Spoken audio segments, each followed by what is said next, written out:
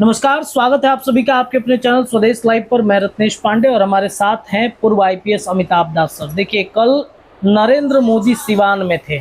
सिवान में नरेंद्र मोदी का कार्यक्रम था। भीड़ को बसों से बुलाया गया। हमने देखा कि आंगनबाड़ी सेविकाओं को जो है वो भर भर के लाया गया। सिवान में क्या मिला क्या नहीं मिला, नरेंद्र मोदी ने अपने भाषण में चर्चा तक नहीं किया। और इसके बाद अब ये कयास लगाए जा रहे हैं कि नरेंद्र मोदी की यात्राएं लगातार बिहार में जो है वो फ्लॉप हो रही हैं।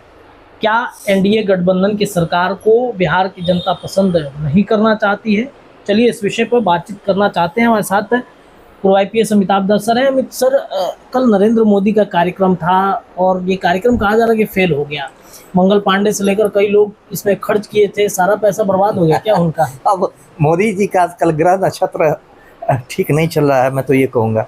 अभी देखिए, उनका जो रोड शो जो था 29 मई को जो पटना में भी था, वो भी सुपर फ्लॉप हुआ जी। और बेरी रोड पर ये आलम था कि लोग आए ही नहीं थे। इतनी शर्मिंदगी उठानी पड़ी मोदी जी को कि मतलब गाड़ी से वो बाहर भी नहीं निकले। मतलब रोड शो में अपने गाड़ी से निकल के चेहरा भी नहीं दिखाया, तो किस बात का रोड शो हुआ? देखिए, मामला यह है, दर्शकों को पता है कि 4.5 महीने बाद बिहार में विधानसभा चुनाव है। अब बिहार के चुनाव बहुत महत्वपूर्ण हो गए हैं, क्योंकि बिहार जो है हिंदी पट्टी का एक बड़ा राज्य है और बिहार का जो भी नतीजा होगा वो पूरा देश की राजनीति को प्रभावित करेगा।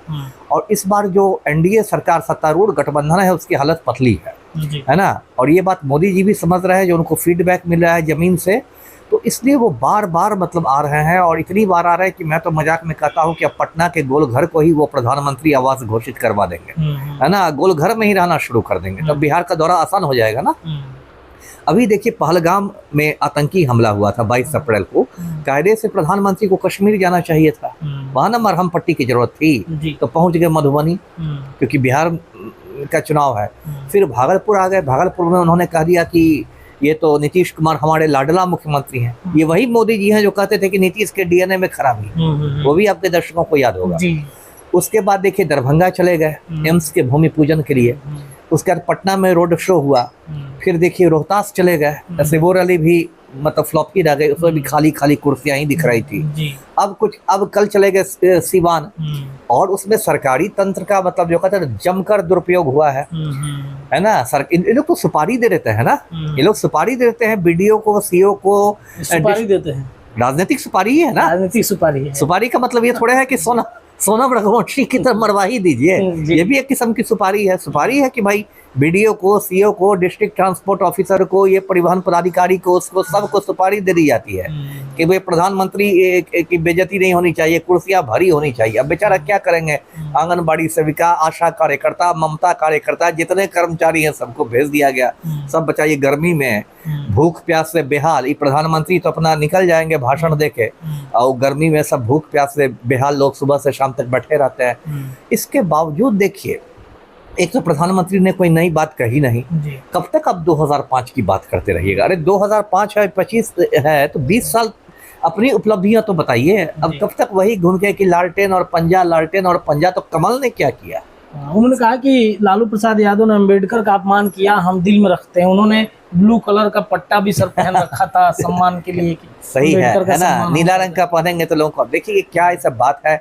मैं तो यही कहता हूँ मोदी जी से कि आपके दिल में आपकी घरवाली है ही नहीं, अम्बेडकर कहाँ से आएंगे, है ना।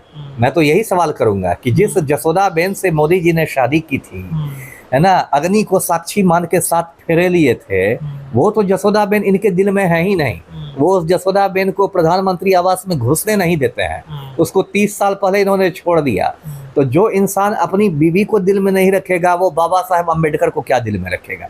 ये तो जबरदस्ती की बात है। ये जहाँ जाते हैं, कहीं कहते हैं मैं बनारस का बेटा हूँ, कहीं गंगा का बेटा हूँ, कहीं पंजाब से पुराना नाता है। अब इनको लग रहा है कि दलित वोट बैंक की है तो एक नीला गमछा, ऐसे थोड़े।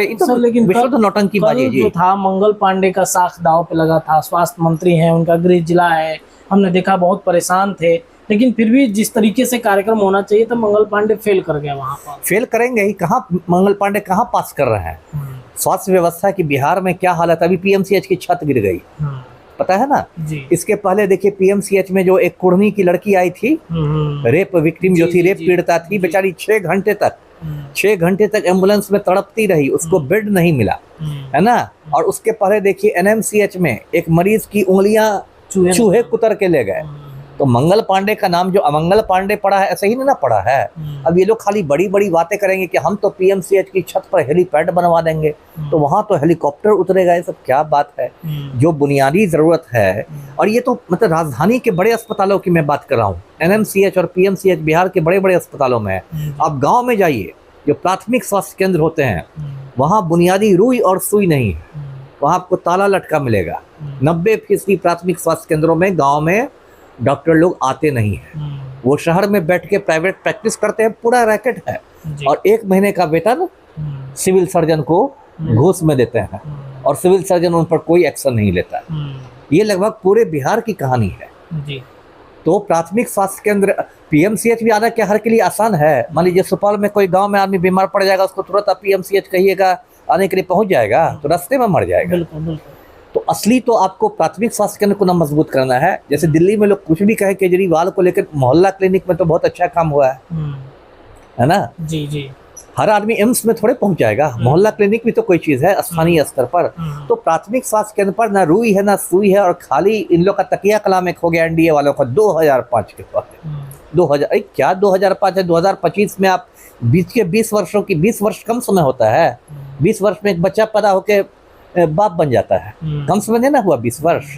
तो आप क्या बार बार इसकी बात कर रहे हैं 2005 की? अब अपना काम देखिए इस बार एनडीए की हालत पतली है। अब मोदी मैजिक भी खत्म हो गया है, जो भी हो, है ना। इस बार एनडीए की हालत पतली है। इस बार पलटू राम का बोरिया बिस्तर गोल होने वाला है, इन लोग का सुपड़ा साफ होने वाला है। नीतीश कुमार को तो मुख्यमंत्री मानने से भी ना तो अमित शाह स्वीकार कर रहे हैं और ना ही नरेंद्र मोदी कर रहे हैं। मंच से वो तो पहले लाडले भी कहते, तब तो उन्होंने कह भी नहीं कहा, और ये भी नारा नहीं दिया गया कि 25 से 30 फिर से नीतीश। ये तो ऐसा लग रहा है कि लोगों ने विकल्प खोल के रखा हुआ है ना, विकल्प खोल के रखा हुआ है कि भाई चुनाव के बाद हो सकता है कुछ हम अलग भी कर दे। और ऐसे भी तो पूरी जदयू पर एक तो तलवार लटक ही रही है ना, ऑपरेशन लोटस की। किसी को छोड़ा है तड़ी पर अमित शाह ने? शिवसेना भी इनकी सहयोगी हुआ करती थी, तोड़ दिया ना महाराष्ट्र में शिवसेना में को। ये लोग अब तो सहयोगी को भी तोड़ने से नहीं छोड़ते हैं। किसी दिन सुनिएगा ललन सिंह के नेतृत्व में 12 में से 9 सांसद चले गए भाजपा में, तब क्या कीजिएगा? ऑपरेशन लोटस की भी तलवार लटकी हुई है। और ऐसे भी देखिए नीतीश कुमार का तो आप देखिए दिमागी हालत की क्या हालत है। अभी जो आयोग बने बिहार में, मेहरारू आयोग, साली आयोग, दमाद आयोग, बतिया आयोग, दियाद आयोग, सब आयोग बन गया। जिसको जो मन होता है फाइल पर दस्तखत करा लेता है, पलटू राम से दस्तखत कर देते हैं। तो पूरी अराजक स्थिति है ना, अराजक स्थिति है जी। चलिए देखिए, तो मोदी मैजिक बिहार में क्या नहीं चल रहा है। मोदी के सभाओं में कुर्सियां खाली रह जा रही हैं, और कल तो सिवान में मंगल पांडे भी फेल कर गए हैं। बिहार के स्वास्थ्य मंत्री हैं, पूरा जिम्मेदारी उनके ऊपर था, लेकिन उनके भी मैजिक जो है बिहार सिवान में काम नहीं किए। उनका गृह क्षेत्र है, और जिस तरीके से वहाँ पर स्थितियाँ देखी गई हैं, उन स्थितियों के बाद अब ये चर्चा है कि एनडीए को भी और मेहनत बिहार में करना पड़ेगा। फिलहाल इस खबर के लिए इतना ही। जुड़े रहिए, तमाम अपडेट आपको मिलेंगे। आपकी क्या प्रतिक्रिया, आपने प्रतिक्रिया कमेंट में। धन्यवाद।